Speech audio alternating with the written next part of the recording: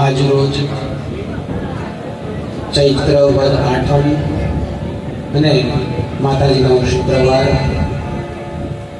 તારીખ 10 એપ્રિલ 2026 વડોદરાની માંજલપુરની આ જગ્યા ઉપર આપણે બધા એકત્રિત થયા. આ જૂનું ભવન હતું, જૂની બિલ્ડિંગ, જૂના ફ્લેટો હતા. ત્યારે 5 વર્ષની આસપાસના સમય થવા આવ્યો. અમારા મિત્ર વિપુલભાઈ પ્રજાપતિ સવાણી એવા એમને મારા મિત્રતાથી વાત કરી કે એમને જે કંઈ પ્રશ્નો લાગે, અનુભવ થયો આ જગ્યાનો, એ પ્રમાણે અહીંયા પધરામણી કરી, દાદાની પ્રેરણા બતાવી હતી. એ પ્રમાણે જગ્યા ઉપર નિરીક્ષણ કરતા જૂના ફ્લેટના બધા સભ્યોને હાજર કરીને બધાને પૂછવામાં આવ્યું અને દાદાએ જે પ્રેરણા કરી તે પ્રમાણે આ જગ્યાના જૂની ભૂમિના જે માલિક હતા એમનું નામનું પ્રેરણા આપી કે મણિબેન નામની પ્રેરણા થઈ. અને એ વખતે એમની સાથે અહીંયા એમના કુલ કુટુંબમાં પૂજાતા હતા એવા એમની પાછળ કોઈ શિકોતર માતા હતા. અને સાથે સાથે મેરડીમાં અને નાગદેવની આ જગ્યામાં હાજરીની અનુભૂતિ થઈ. સ્થાનિકોને પણ ઘણા એવા અનુભવ થતા હતા. કોઈ અગાસીમાં જતું હોય તો સામેથી ધક્કા વાગે, જાણે કશું નહીં જતા તો પાછો કોઈ ધક્કો મારે, દાદરામાં ઉતરતા હોય કોઈ ધક્કા મારે. એના સિવાય નાના મોટા ઘણા અનુભવ થતા હતા. સત્ય છે, અંધશ્રદ્ધાનો કોઈ વિષય નથી, પણ દેવી શક્તિ હોય એવી રીતે પ્રેત શક્તિઓ પણ હાજરી પૂરતી હોય છે. તો આ અનુભવની વાત પછી જોયા પછી રજૂ કર્યું કે જે તે સમય નિર્વિઘ્ન કાર્ય સંપન્ન થાય એના માટે શ્રી હનુમાનજી મહારાજનો યજ્ઞ કર્યો હતો. ચાલુ યજ્ઞમાં પણ પાછળ કોવિડ દરમિયાન એવું કહ્યું હતું કે કોઈ સ્ત્રી બહેનનું અહીંયા મર્ડર થયું છે, હત્યા કરવામાં આવી છે. ચાલુ હનુમાનજીનો હવન હતો, લાઈવ પ્રેરણા થઈ. આ રીતે બેઠા હતા અને આ માંગણી કરી કે આટલામાં ક્યાંક થયું.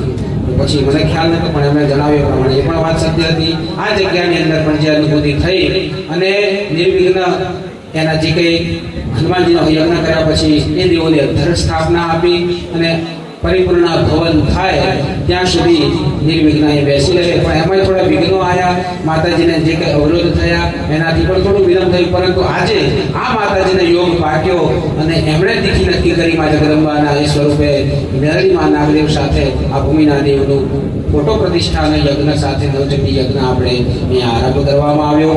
દરેક યજમાન અહીંયા જે પણ રહે છે આ પરિવાર શ્રી વીર અંબિકા ધામથી જોડાયેલા છે.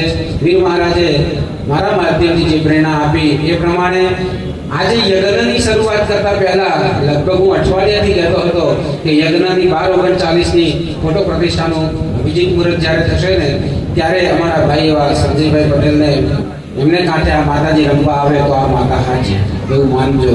બાકી જ્યાં ત્યાં કોઈ ધૂણતું નથી હોતું, કોઈને આવા શોખ પણ નથી હોતા, પણ સત્ય સ્વીકારવા માટે કરી અને દેવીને પ્રગટ થવું પડે છે.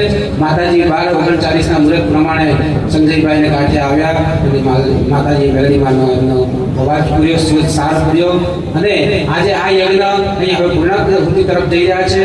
આ યજમાન પરિવારની, આ સ્થાનિકોની એમની ઈચ્છાને આજ્ઞાથી જ આપણે આ વિડીયો અનુભવની વાતમાં સોશિયલમાં મૂકવા માટે મેં વિનંતીથી આપણે કહ્યું એ પ્રમાણે એમની પરમિશન લઈને એમની રજા લઈને આ વિડીયો આપણે બનાવી રહ્યા છે. ત્યારે આ જે કંઈ મેં કહ્યું, આપ બધા અહીંયા સ્થાનિકો છો તો આ મેં કહ્યું મારા ઘરના શબ્દો છે કે ખરેખર તમને લોકોને આવા અનુભવ થયા હતા.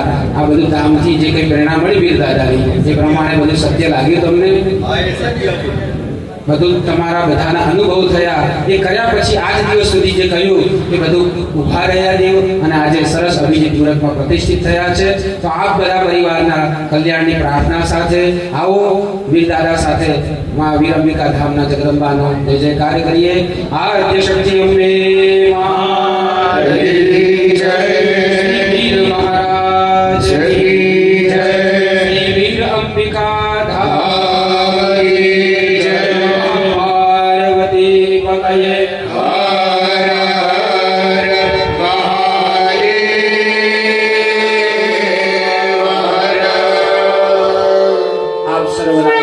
પ્રાર્થના સાથે મા જગદંબાના ચરણોમાં આજની આ પ્રાર્થના આપ બધા વતી હું માના ચરણે સમર્પિત કરું છું. અસ્તુ. જય અંબે, જય હે. આપ બધા પાછા